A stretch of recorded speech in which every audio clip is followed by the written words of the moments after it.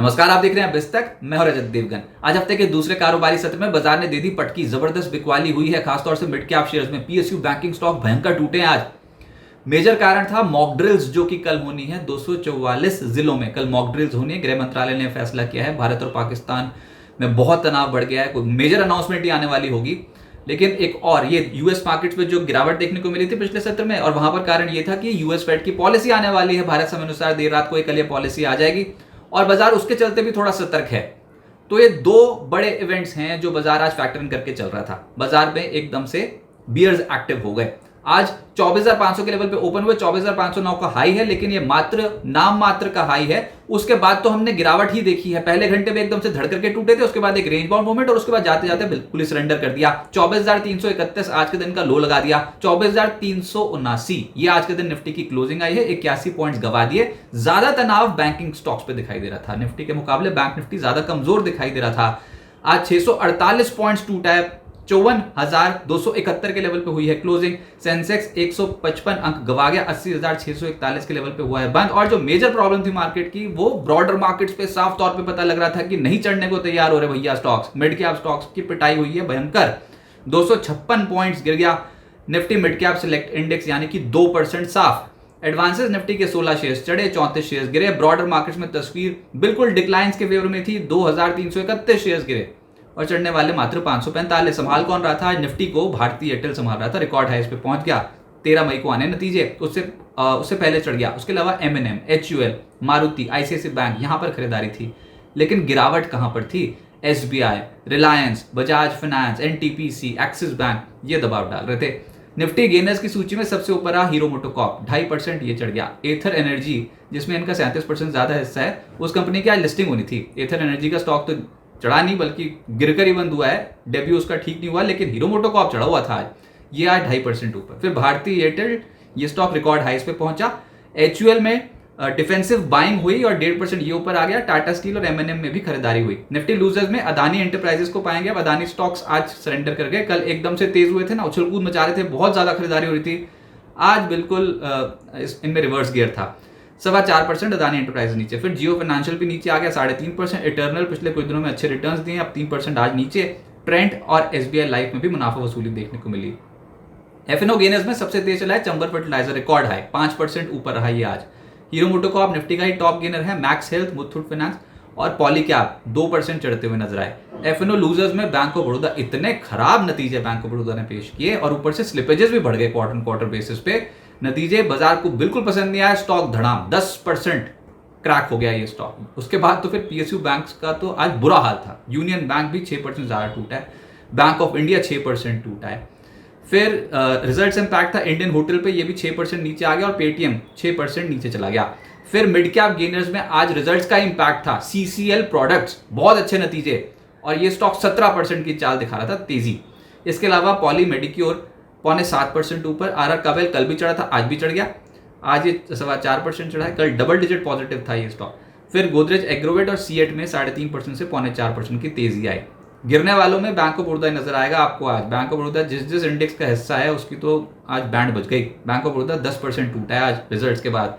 फिर Sonata software 8% नीचे। Reliance infra, मान्यवर, डीसीएक्स इंडिया, सूची बहुत लंबी है। 7%, 7.5% ये सब स्टॉक्स टूटे हैं। और इसके अलावा तो मिड कैप्स की भरमार लगी हुई है जो आज सरेंडर कर रहे थे स्टॉक्स। मिड कैप्स की मार्केट नहीं थी और मिड कैप्स धोखा ही दे गए हैं ऊपरी स्तरों पर। बहुत शार्पली नीचे आना शुरू कर दिया मिड कैप स्टॉक्स ने। पीएसयू बैंक्स आज सबसे ज्यादा डेंट इस इंडेक्स पे पड़ा है। 5% तो इंडेक्स नीचे है बैंक ऑफ बड़ौदा की वजह से। 11% ये स्टॉक नीचे आया। फिर बैंक ऑफ इंडिया 6% ज्यादा टूटा। यूनियन बैंक 6% नीचे। आईओबी, पीएसबी, कैनरा बैंक 5% से 6% नीचे। जहां नजर डालोगे वहां पर लाल स्क्रीन। पीएसयू बैंक्स बहुत बुरे पिटे आज। फिर रियल एस्टेट स्टॉक्स भी पिटे। गोदरेज प्रॉपर्टीज 6.25% नीचे। सोफा 5% नीचे। ओबरा रियल्टी, प्रेस्टीज, अनंतराज 4% नीचे आ गए। और देखिए, कोई भी जो तेजी आ रही है ना, उसको यूज किया जा रहा है एग्जिट करने के लिए। मिड कैप्स की हालत वाकई टाइट दिखाई देती है ऐसी मार्केट में। इंडेक्स तो मैनेज हो रहा है, इंडेक्स तो फिर भी आपको कम गिरा हुआ नजर आएगा। आप ये देखो कि ये स्टॉक्स कितने गिर रहे हैं मिड कैप्स। फिर पीएसयूज में दम नहीं नजर आया, जिसमें बीएचईएल 5% नीचे आ गया। फिर आरईसी लिमिटेड 4.5% नीचे। आरवीएनएल, पीएफसी, आईआरसीटीसी, आईओसी 3% से 4% नीचे। अब देखो आईओसी जैसा स्टॉक भी नीचे आ गया ना, जो पिछले कुछ दिनों में क्या गजब की चाल शो कर रहा था। अदानी ग्रुप के स्टॉक्स तो ये तो कल की बात है, अदानी ग्रुप के स्टॉक्स अगर कल देखते तो मजा ही आ जाता देख के, क्या कमाल के रिटर्न्स दिए थे, लेकिन आज देखते बोलते हे भगवान ये क्या हो गया। अदानी टोटल गैस 5% नीचे, अदानी ग्रीन, अदानी इंटरप्राइजेस 4% 4.5% नीचे, अदानी पार, अदानी सोल्यूशन, अदानी पोर्ट सब नीचे। फिर एनर्जी स्टॉक्स की बैंड बजी जिसमें सीजी पार 6% टूट गया, रिलायंस पार 6% नीचे, सुजलॉन 5.5% नीचे, आयनॉक्स विंड 5% नीचे, बीएचएल 5% नीचे। जो कुछ खरीदारी हो रही थी उसमें ऑटोज थे जिसमें हीरो मोटोकॉर्प तो लीड कर ही रहा था 2.5% ऊपर, फिर एमएनएम, बालकृष्ण इंडस्ट्रीज, मारुति जैसे स्टॉक्स थोड़ा चढ़ते हुए नजर आए, लेकिन इसमें गिरने वाले भी हैं फिर, जैसे कि Motherson, tube investment, Bharat forge, Tata Motors 2% से 3.25% टूट गए। ऐसे एफएमसीजी में चढ़ने गिरने वाले दोनों है, चढ़ने वालों में एचयूएल है, मैकडॉवेल है, नेस्ले है 1% से 1.5% ऊपर, लेकिन गिरने वालों में वरुण बेवरेजेस, पतंजलि जैसे स्टॉक्स में आज गिरावट देखने को मिली। ऐसे मूड माहौल में एथर एनर्जी की लिस्टिंग हो गई। एक तो वैसे ही सब्सक्राइब हुआ था 1.5 गुना, तो लिस्टिंग की तो बहुत अच्छी उम्मीद थी नहीं, तो इशू प्राइस था 321, ओपनिंग हुई 328, टिक नहीं पाया, ऊपरी स्तरों पे टूट गया फिर ये स्टॉक और 300 के लेवल पे बंद हुआ, यानी कि अपने डेब्यू पे 6.5% नेगेटिव हो गया एथर एनर्जी। अब आगे क्या होगा देखिए, कल आनी है यूएस फेड की पॉलिसी, मेजर इवेंट है ग्लोबल मार्केट्स के लिए, अमेरिकन मार्केट्स के लिए तो है ही, लेकिन इसका इंपैक्ट एशियन मार्केट्स में भी पड़ेगा।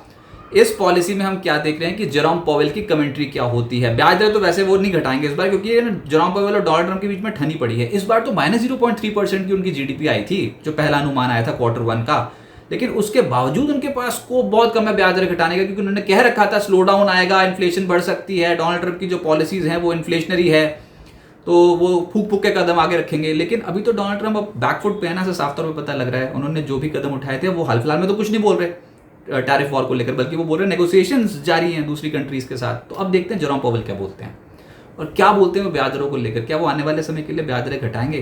क्योंकि ऐसी स्थिति में जब आपकी जीडीपी कम हो रही हो ना, तो आपको ब्याज दरें घटानी चाहिए, लेकिन उनके पास कितना स्कोप है ये जानना चाहता है बाजार। बाजार कॉशियस हो गया है हायर लेवल्स पे। अमेरिकन मार्केट भी चढ़ते चढ़ते कल ब्रेक लग गई थी, आज डाउ फ्यूचर्स, नास्डैक फ्यूचर्स नीचे, सोना चांदी चढ़ने लग गया। बताओ, तो ये एक ट्रिगर। दूसरा ट्रिगर तो फिर ये जो हमारे साथ जियोपॉलिटिकल टेंशन का जुड़ा हुआ है, जिसमें भारत पाकिस्तान के रिश्ते बहुत खराब हुए हैं और हमको अब कल मॉक ड्रिल्स करनी है। 244 जिलों में मॉक ड्रिल्स होंगे, गृह मंत्रालय ने बोल दिया। एक वो वाला फैक्टर भी बाजार उसके चलते भी थोड़ा सा सतर्क हो रखा है। मिड कैप शेयर्स, उनकी हालत तो बहुत ज़्यादा टाइट दिखाई देती है। और जैसे आज मैंने बताया कि ये पीएसयू बैंकिंग स्टॉक्स जो हैं ये तो ऐसे टूटे, आज बैंक ऑफ बड़ौदा के नतीजे वाकई बहुत खराब थे, उसके बाद एकदम से वो टूटा और साथ साथ बाकी के पीएसयू बैंक भी टूट गए और बाकी मिड कैप्स की तो हालत ज़्यादा खराब हो गई। देखिए, ट्रेंड तो पॉजिटिव है, गिरावट में खरीदारी ही करनी चाहिए, लेकिन होगा क्या कि आप ना एक सपोर्ट जोन पे आओगे, वहां पर खरीदारी, हायर जोन पे जाओगे वहां पर बिकवाली, बाजार एक दायरे में रहेगा ऐसा लग रहा है। तो सपोर्ट जोन्स पे ही आप खरीदने की कोशिश करें। अभी 24,220 नीचे, 24,550 ऊपर, इससे ज़्यादा शक्ति नहीं है बाजार की इस समय कि किसी भी डायरेक्शन में चले जाए, तो टाइम पास करने की कोशिश होगी। अच्छा, 24,550 और 24,600 का लेवल ही बहुत इंपॉर्टेंट है ना, क्योंकि आप ये देखो कि 24,400, 24,500, 24,600 ये वीकली ऑप्शंस का डेटा बताता है कि इन तीनों स्ट्राइक्स में कुल मिलाकर लगभग 3.94 करोड़ शेयर्स खड़े हो गए। कभी कभी देखने को मिलता है क्या भांप लिया मार्केट ने ऐसा कि चलता मार्केट एकदम से रुका और हायर स्तरों पे अब जाने की कोशिश ही नहीं कर रहा। ये तो बहुत तगड़ा रेजिस्टेंस है। अगर ये लेवल टूट गया ना तो ऐसी भयंकर शॉर्ट कवरिंग आएगी जिसका आप अनुमान नहीं कर सकते, लेकिन ये टूटेंगे ही नहीं लेवल्स। 2 ही दिन तो बचे हैं एक्सपायरी में, तो ये ऊपर 24,550, 24,600 पे ही बाजार इससे ऊपर जाने की अभी कोशिश नहीं करेगा ऐसा लग रहा है। और लोअर लेवल्स पे हम देखते हैं कि 24,220, 24,280 ये जो इंपॉर्टेंट सपोर्ट जोन्स रहेंगे हायर साइड पे। अभी तो इतनी ताकत नहीं कि 24,480 तोड़ो, 24,550 तोड़ो, उसके बाद 24,600 तोड़ो, ये भी नहीं हो सकता। तो एक रेजिस्टेंस लेवल रहेंगे। किसी बड़ी खबर का इंतजार कर रहा है मार्केट, फिलहाल दिशाहीन है। चढ़ता बाजार एकदम से थोड़ा सहम सा गया है, रुक गया है।